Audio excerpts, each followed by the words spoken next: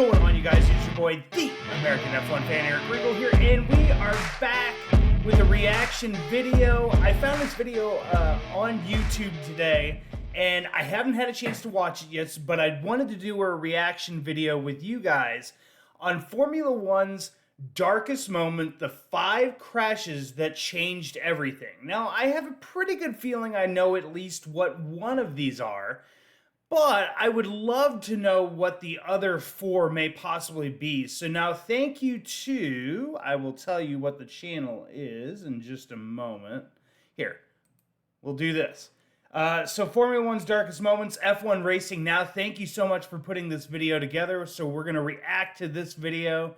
I'm really interested to see what some of the other ones are that they've got. But let's get on into this video in 3, 2, 1, go. Imagine a world where men and machines are tested to their absolute limits, where triumph and tragedy are just a fraction of a... Still one of the dumbest crashes I think I've ever seen in Formula One. Racing, a spectacle that has captured the imagination. I mean, let's be honest, I think that's the one that's going to be in there. If we're being totally honest with ourselves. The crashes that changed the sport forever. Today, we're going to dive into the... I mean, like, how does the Romain Grosjean crash not end up being, like, probably #1 as the most recent crash that, you know, that's changed a lot of things in Formula One? 5 most gut-wrenching, most impactful crashes in... Oh, man, oh, dang it. I was really hoping we weren't going to see this video pop in there, but it does make sense for it to pop in there.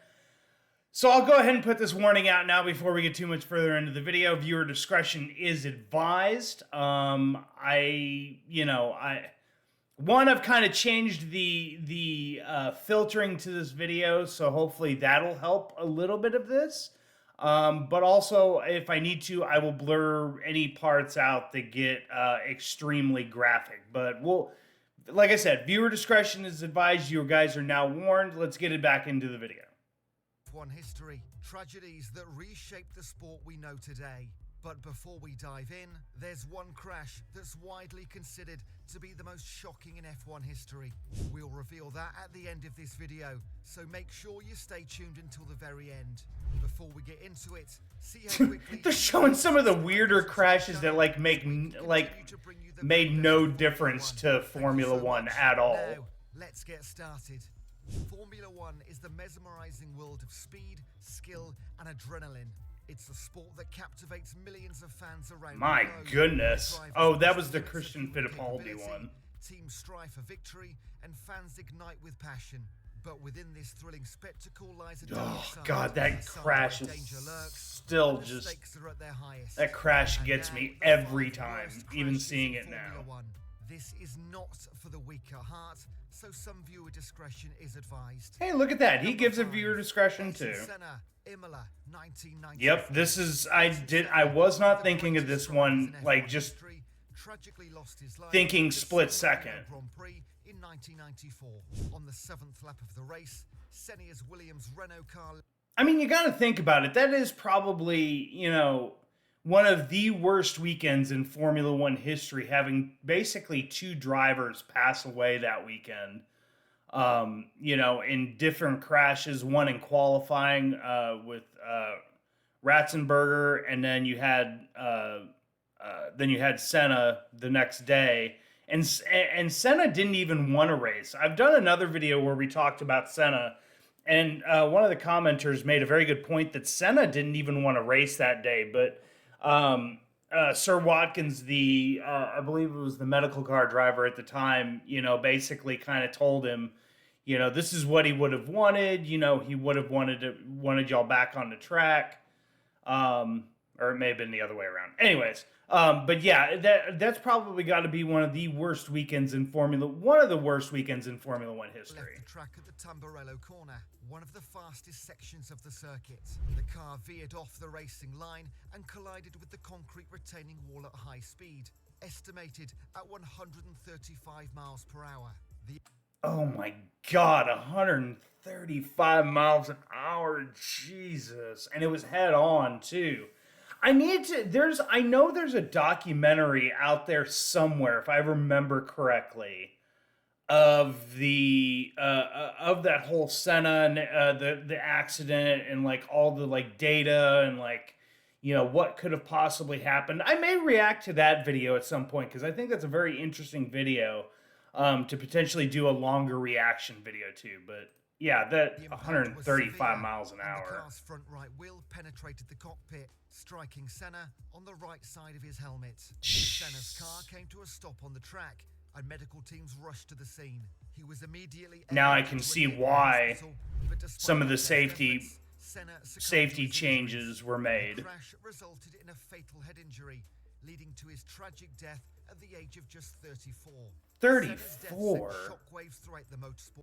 You have to wonder what he would have been able to do. I mean, we're seeing the likes of Lewis Hamilton now, deep into his career, passing the age of 34. We saw Michael Schumacher make a comeback. You just have to wonder what could have been had, Senna, not tragically passed away in Imola, what he could have possibly done, later into his career. Community and profoundly impacted Formula One. It led to significant advancements in safety measures and prompted a thorough investigation into the circumstances surrounding the crash. The tragedy ultimately led to improved safety standards, including changes to track design, car construction, and driver protection. Ayrton Senna's legacy and what's so weird is, at least from the first introduction in this video, the tire, came loose, smacked him in the head. I would have thought the wheel tethers would have been the thing that would have come out of this crash more than anything that we see nowadays, where the wheels are a lot harder to come off of the car during an accident. There's these special tethers that they have that I'm kind of surprised that wasn't. And maybe it did. He didn't explain it very well. 1990 and 1991, and is widely regarded as one of the greatest drivers to have ever graced the sport. Number 4, Roland Ratzenberger, Imola. Ratzenberger, yeah, that same weekend. Ratzenberger was an Austrian Formula One driver. The incident I'm telling you, that's one of the worst weekends of like all Formula One time.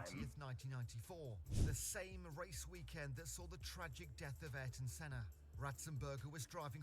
I mean, let me know in the comment section down below if you guys can think of a worse Formula One weekend, as far as tragedy goes. But like, I'd have to say this is, ranks right up there as number one. The Simtech 4 team and was attempting to set a competitive lap time. As he approached the Villeneuve corner, a high-speed left-hander, his car encountered an aerodynamic instability, likely due to a damaged front wing. This caused Ratzenberger to lose control and his car veered off the track. Unfortunately, Ratzenberger's car collided with a concrete wall at high speed, resulting in a severe Jesus. fatal head injuries. Oh, despite immediate medical attention, that wasn't his crash, but Jesus, I've seen that one before. The Formula One community, occurring just a day before the fatal accident that Golly. Senna. Ratzenberger's death further highlighted the need for improved safety measures in Formula One. The tragic events of that weekend prompted a comprehensive review of safety standards in the sport. The governing body... Yeah, I'm sure so. I mean, to have 2 deaths in the same weekend, I'm sure a lot of folks were, wondering safety-wise what they could do. Implemented various changes, including enhanced car and track safety measures, stricter regulations, and increased focus on driver protection. Roland Ratzenberger's passing serves as a sad reminder of the risks involved in motorsport and the ongoing efforts to continually improve safety in Formula One and ensure the well-being of all drivers. That's just Number so... 3, Niki Lauda. Oh my gosh, yes. Wow, this is the one. I love the movie Rush. As a matter of fact, I need to sit down and watch that again. It's such a really good movie, but like God, it's so funny how when you're thinking about these, your mind just totally blanks on things that very easily I could have come up with this had I thought about it a lot longer. 1976. Lauda was driving for the Ferrari team at the time. On the race's second lap, in wet and dangerous conditions, Lauda lost control of his car and veered off the track at high speed. his Ferrari crashed into a barrier, causing the vehicle to burst into flames. The impact was significant, and the intense fire trapped Lauda inside the car. Fellow drivers, including Arturo Mazzone, I was hoping they were going to cover this in the video, the other drivers that basically saved his life. Despite their heroic efforts, it took several minutes to extract Lauda from the wreckage. Well, yeah, I mean, with that fuel. To his head, face, and hands, as well as damage to his lungs from inhaling toxic fumes. I'm still amazed to this day how he was able to, you know, recover the way that he did and still come back. Like, this is a testament to the absolute toughness that Formula One drivers have as athletes, and, you know, the fact that they want to be in the race car, and, you know, Nicky being able to do what he did to recover the way that he did off of his deathbed, made the recovery and got back in time to potentially win the championship that year. Like, just a testament to how tough Nicky Lauda and, you know, how great of a driver he was. He was immediately airlifted to a specialized hospital for treatment. His injuries were life-threatening, and he remained in critical condition for several days. Miraculously, Lauda survived the crash and made a remarkable recovery. However, his injuries had a lasting impact on his health and appearance. He underwent multiple surgeries and extensive rehabilitation to Man, it's eerie to see it, because even as, you know, as Nicky Lauda got older and you could see, like, just the scarring from all the burning, like, it's not disgusting to look at, but it's just like, it's this reminder of, like, the tragic, like, typically, you know, you don't get that kind of reminder with certain tragedies. He had this reminder, you know, for his entire life after this. Regain his physical well-being. Nicky Lauda's determination and resilience were evident in his return to Formula One just 6 weeks after the crash. Despite facing immense challenges, he continued to compete at the highest level, eventually winning 2 more world championships in 1977 and 1984. Lauda's crash at the Nürburgring. You have to wonder, I mean, would he have gone on to win that championship in that year with James Hunt? You know, that's a very interesting, you know, what if that I'm sure a lot of people out there do, is whether or not James Hunt would have gone on to win that championship had Nicky Lauda not, you know, had that accident, or maybe they hadn't raced, or, you know, whatever. You know, I'm sure James Hunt, in the back of his mind, that whole, you know, for the rest of his life, wondered, you know, would I have been able to still beat Nicky Lauda, you know, without that accident? Improved car design and enhanced safety regulations, ultimately making the sport safer for other drivers. Number 2, Jules Bianchi, Suzuka. I have a feeling. Jules Bianchi was a talent. I have a feeling they're going to show the crash video in here. I'm going to try to blur it out, because it's one of those, like, I know I've got the filter going on here, so, you know, it's one of those that's really hard for me to watch, like, extremely hard for me to watch. French Formula One driver. The incident occurred during God. the Japanese Grand Prix. I so wonder what he would have been able to do had he, you know, had a long and an amazing career. With rain affecting the track surface. On the 43rd lap of the race, Bianchi, driving for the Marussia team, lost control of his car at the Dunlop curve, a fast left. Oh, God, I hate that video. Recovery vehicle that was attending to a Oh my God. God, that's so hard to watch. Oh my God. It's so, like, and to know that man, you know, I mean, I know drivers always say, or, you know, they'll always kind of, you know, when they talk about former drivers that pass away or whatever, they, you know, they died doing what they love doing. But, like, it's just still so hard to, like, think that Jules, you know, basically, like, he had, no way to stop that from happening.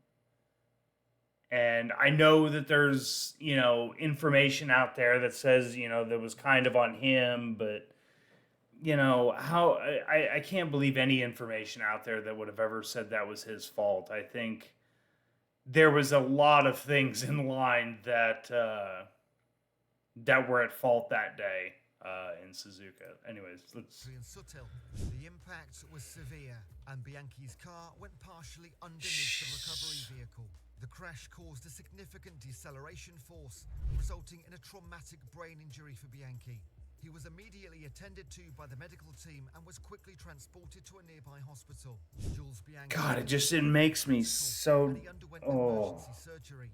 Despite the efforts of the medical staff, Bianchi's injuries were severe and he remained in a coma.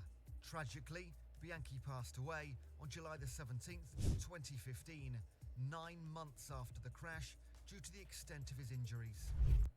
God, get that off the screen. There we go. Okay. I'm not watching that happen again. Like, it's just, it's so, like, just, he's truly he's another one of those guys that I really wish we would have been able to find out what he would have been able to do with his career, had things not happened the way they did. And obviously, I think we all know the safety that was brought to the car with the Halo that we have now. There was talk of potentially getting the windscreen. That ended up getting introduced in IndyCar, which I know a lot of those in IndyCar really actually love that. Whereas, those in Formula One, like the Halo, and I know there was a lot of them that, really just could not stand the fact that was going to be something that was going to be on the car. But, I think we've seen it really pay dividends in a lot of crashes that we've seen over the last couple of years. The incident led to changes in regulations regarding safety car deployments and the introduction of the virtual safety car system. Yeah. These measures were implemented to enhance driver and marshalling safety during adverse weather conditions and recovery operations. The crash and subsequent... Come on, how are we going to show this for a third time? Good Lord, bro. This is my only complaint against this video. How do you show that video three different times in this video? In the sport and reinforce the ongoing commitment to improving safety in the sport. Number 1, Gilles Villeneuve, Zolder, 1982. And now the... Wow. This is number 1. So the Romain Grosjean crash in Bahrain did not even make the list. That is a little surprising, although this one is one of those ones that deserves to be on the list. Crash that is widely considered the most shocking in F1 history. The accident that forever changed the face of this sport. Yeah. The year was 1982. Place, the Belgian Grand Prix at the Zolder circuit. The driver, a beloved Canadian who had captivated the world with his daring and aggressive style. Villeneuve was driving for Ferrari, an amazing driver at Ferrari, and qualifying time. It's so weird that at least 3 of the drivers in this video were a part of Ferrari in some way, shape, or form. That's just weird, to think about. It was just one of those things that kind of crossed my mind. Left-hand corner, known as the Villeneuve curve, named after his late father, he attempted to overtake Jochen Mass, who was driving for the March team. While attempting the overtake, Villeneuve's Ferrari made contact with the rear of Mass's car. The collision launched Villeneuve's car into the air and caused it to barrel roll several times. And launched Villeneuve into a catch fence, and Villeneuve was thrown from the vehicle. Tragically, Villeneuve suffered fatal injuries.